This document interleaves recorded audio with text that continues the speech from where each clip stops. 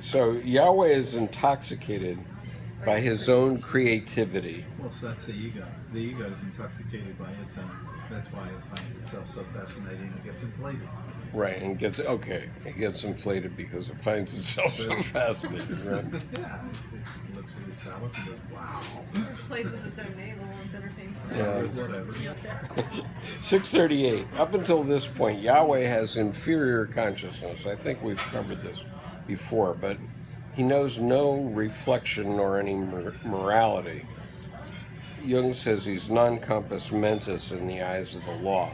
Psychologically, it is a state of unconsciousness.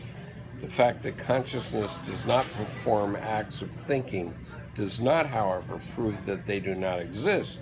They merely make themselves felt in dreams, visions, revelations, and instinctive changes of consciousness. Result of unconscious acts of judgment or unconscious conclusions. So basically they're unconscious, but they're acting. So it's like you're driving down the road and all of a sudden you just slam on the brakes and you just miss somebody that you would have hit, and it's your unconscious. Your unconscious is really doing the driving. You're not doing the driving. And I mean, I've had that happen. I have it happen almost daily, actually.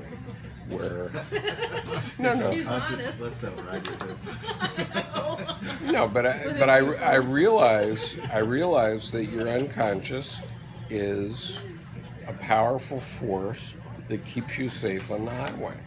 Okay, I'm very conscious of that fact. And I can't make it more conscious, but I certainly am aware of the fact that when I'm driving, I'm safer because my unconscious is also doing the driving. One of the points that Jung is making in 639 is that Satan, Lucifer, is the light bringer, and it's in his initiative that's causing this consciousness to become. Okay, it's a very interesting idea that without the opposite of evil, you don't see what it is that you need to see.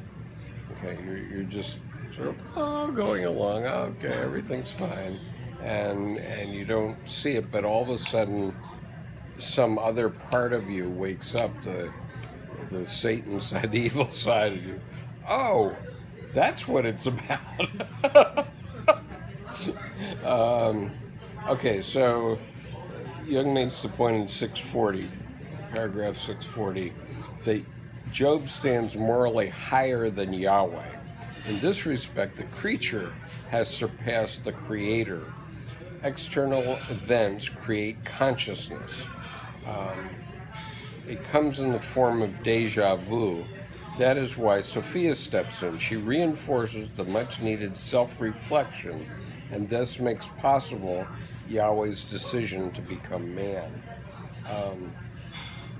And so the point that Jung is making is that Yahweh is so nasty to Job that he realizes that Job is more moral than he is. And the only way that he can expiate, pay back this terrible thing, I mean, because God is the ultimate arbitrator of what's right and wrong, right? Which God? Yahweh? The God. Okay. The one. The higher power. The one. Okay. And so Yahweh, as he exists at the time of Job, is some sort of construct that has come up through story and myth, right, in human consciousness. And let's keep in mind that we cannot describe God. There is nobody that can describe God. The metaphysical God is beyond us. And even when you watch the Science Channel and watch all the cosmologists, they can get to 1/trillionth of a trillionth of a trillionth of a second after the Big Bang. okay? But they cannot get to the Big Bang, and they cannot get before the Big Bang, okay? And so nobody can say what's there. Okay, nobody can say what's there. So we have no words to express what is before the Big Bang. And so anyway, what we have is men and women trying to describe what we do have, okay, how we can express it. And so Yahweh is only that. Yahweh is only this power that's bigger than man, okay, and whether it delivers a comet from outer space that destroys Sodom and Gomorrah, or whether it's a volcano that is Mount Ararat when Moses is going through the Saudi desert or something. Is that? Sinai. Yeah, I mean they're Mount Sinai. Okay, so That's where the ark landed. Wasn't yeah, maybe where the ark landed. Or whether it's the flood. Well, I think it's totally plausible that the Black Sea was I think it's totally plausible that the Black Sea was a clear lake, not a saltwater lake, and that it was, where the Bosphorus was, or is now, was actually a land bridge that somehow got blown away at some point long ago, maybe 7,000 years ago or something. And when that happened, it caused a lot of people that were living around the Black Sea to get flooded out. Okay, and I have no doubt that something like that could happen. I mean, I live next to this little pond, which is on the Severn, right? And the pond is tidal, so it will silt in so that it doesn't have access to the Severn anymore, and it's a pond. And so then what happens is the rain builds up inside the pond until it overflows the bank, and then it just blows out.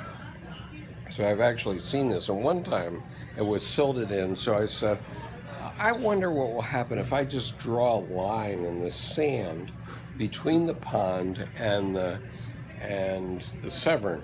And so I just took a stick and I drew a line about 1 inch wide and maybe half an inch deep across the sand.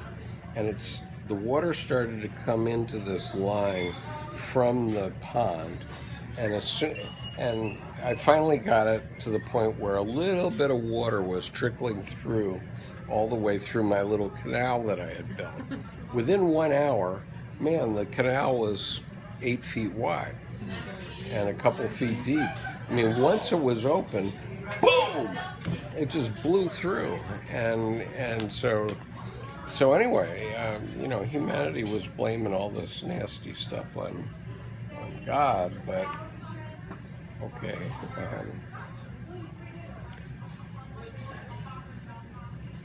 But the point is that the case of Job was decisive, and it could only have happened thanks to Satan's initiative. So Satan he's the light bringer, and he's causing us to realize that, some things aren't so moral. And one of them is treating Job like a mouse in a box, right? Which is what Yahweh was doing. Okay. So Job stands morally higher than Yahweh.